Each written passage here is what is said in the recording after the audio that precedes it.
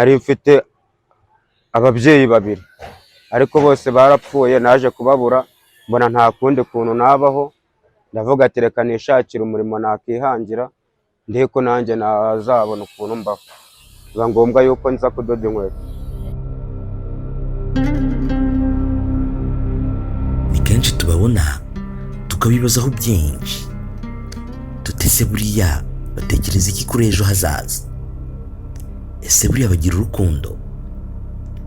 Ese ni iki cyihishe inyuma y'ubuzima ari kubamo ubu ngubu?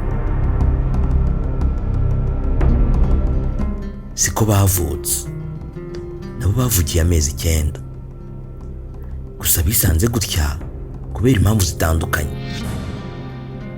Nciye ku mugabo adoda inkweto, mwitegereje neza mbona asa nk'ufite ibikomere mu isura, numva nshatse kumuha ukuboko, wenda yakwirekura akambwira byinshi ku buzima bwe bw'ahashize.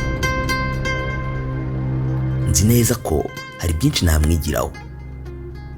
Burarega gukubita umugore wamuhahiye akarya, ukamugurira ifu y'igikoma akanywa igikoma, ntago wagera mu rugo winywereye icupa wasagambye ngo agire ikintu akubaza, aragukingurira ukarya ukaryama, ariko nta kuntu yakubona waje wasinze nta n'igikoma yanyweye ngo ubundi uze ugira ikintu ubuze umukinguza ngo kinguza, hari aho mwahita musimbuka.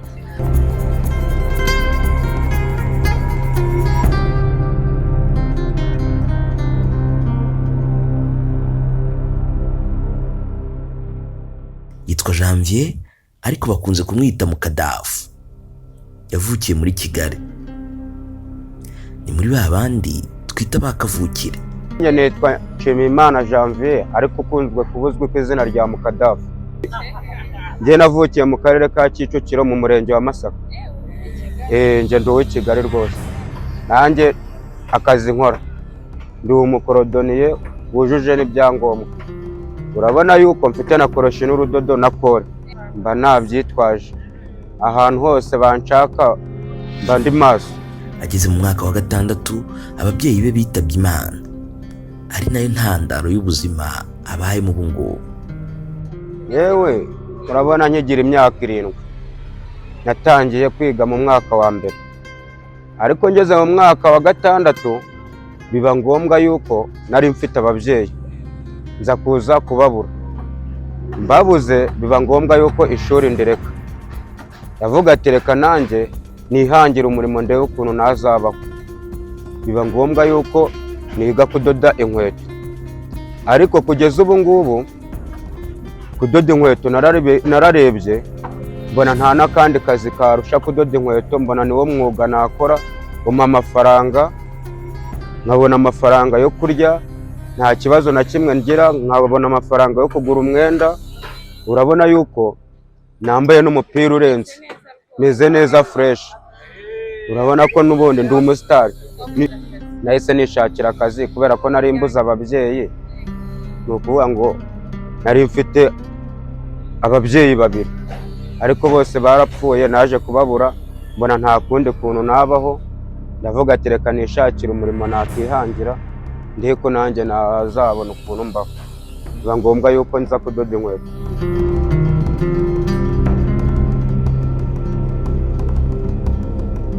Ni umwe mu bantu bake bishimira akazi ke nubwo katamuha ibya mirenge, ariko njye mbona n'akazi nkora nuko hari abantu bavuga ngo karagayitse, ariko njyewe mbirebye mbona katagayitse.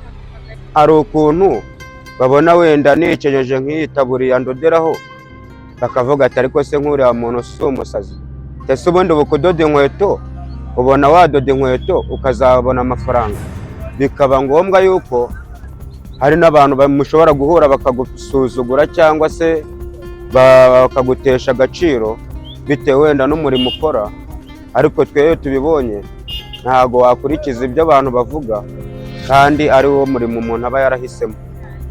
Njye nkiri mutoya numvaga nzaho umumotari nkajya ntwara moto, ariko ubushobozi bwaje kuba bukeya bwo kuba nabona n'iyo perime ngo ntware moto, ariko ndavuga ati n'ubundi reka nkomeze umwuga ndimo, niba ngombwa nkabona amafaranga yo kujya kwiga ngo nzabone perime, noneho nzabashe kuba nanjye najya mu muhanda nkatwara moto nk'abandi, ibyo kudoda nkabireka.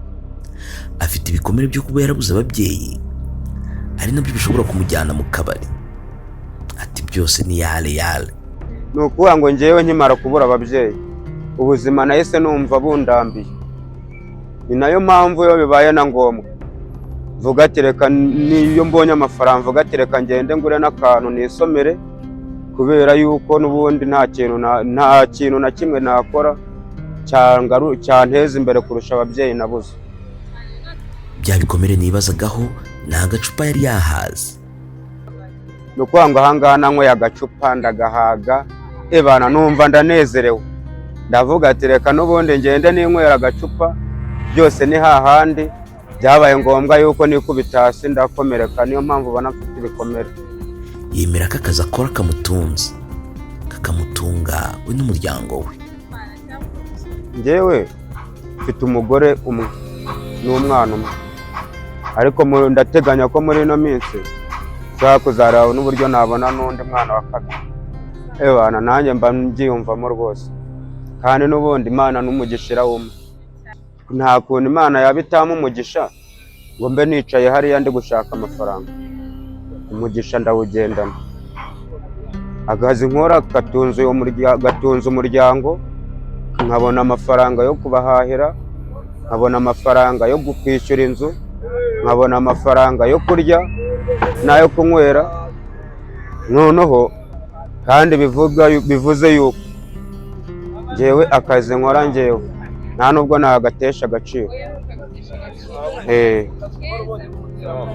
Dore umuterankunga mugenzi wanjye nguyu, uyu ni inshuti yanjye, yitwa Pasiteri Sinonona cyangwa se Sirangiza mu kimwe. Ariko abundi habaye uyu nguyu uyu nawe ni umutekinisiye mugenzi wanjye.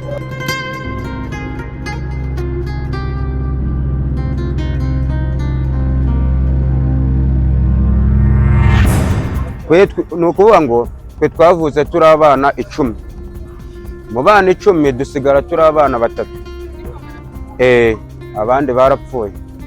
Noneho biba ngombwa yuko ababyeyi bankimara kubabura njya kuba kwa mushiki wanjye. Ngiye kuba kwa mushiki wanjye mbona muramu wanjye abashaka kunkoroneza, ndavuga ati reka muhunge nigendere, naye nzajya kwikodeshereza mpiga ubundi buzima. Kugeza na n'ubu ngubu ahangaha uko nguko mpagaze, nta kibanza mfite, nta hepfo nta ruguru, mbaho nkodesha, ariko nubwo nkodesha ntabwo nabura yo gukodesha. Nta kundi bya mirenge. Ati wenda nk'ubu mpaye agakore byaba bihagije. Ikintu nasaba wenda umuntu yamfasha ni uko wenda ntabwo byaba ari ibintu bikaze cyane, wenda cyabigoranye, niyo nabona n'amafaranga make nkigurira inuza. Ariko njyewe bitewe n'uko meze numva nta kibazo, wenda ikintu nasaba icyo ntafite ndabona ari agakore kashizemo. Ashimishwa no kuba yisindiye.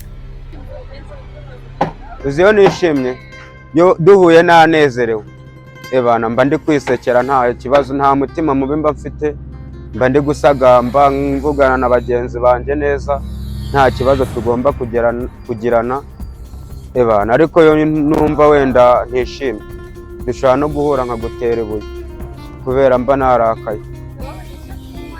Iyo mbonye akantu ko gusoma mba numva nezerewe, oya yo nanyweye mba numva nezerewe, mba numva wenda isari yanjye yose. Mu magambo ye yari kuvuga ku mugore we, wumvamo urukundo rutangaje. Burarega gukubita umugore wamuhahiye akarya, ukamugurira ifu y'igikoma akanywa igikoma, ntabwo wagera mu rugo winywereye icupa wasagambye ngo agire ikintu akubaza, aragukingurira ukarya ukaryama. Ariko nta kuntu yakubona waje wasinze nta n'igikoma yanyweye ngo ubundi uze ugira ikintu ngo uze umukinguza ngo kingura, hari aho mwahita musimbuka. Ikintu nabwira umugore wanjye sibyo, nakomeze agire umutima mwiza nk'uwo n'ubundi asanzwe afite, kandi n'umwana wanjye amufate neza, ibindi byose ni amahoro. Ebana ndamwemera. Kudakunda ibya mirenge, kwiha amahoro, kutagora ubuzima no gukunda umuryango biri mu byo namwigiyeho. Ibyo byose byatumye muha ukuboko. Ndikumva kimeze nk'ikintu cy'igipapuro. Nawe nimuhura uzamuha ukuboko muganire, ndabizi uzamwigiraho byinshi. Rwose umugisha wawe uzawuhorane rwose.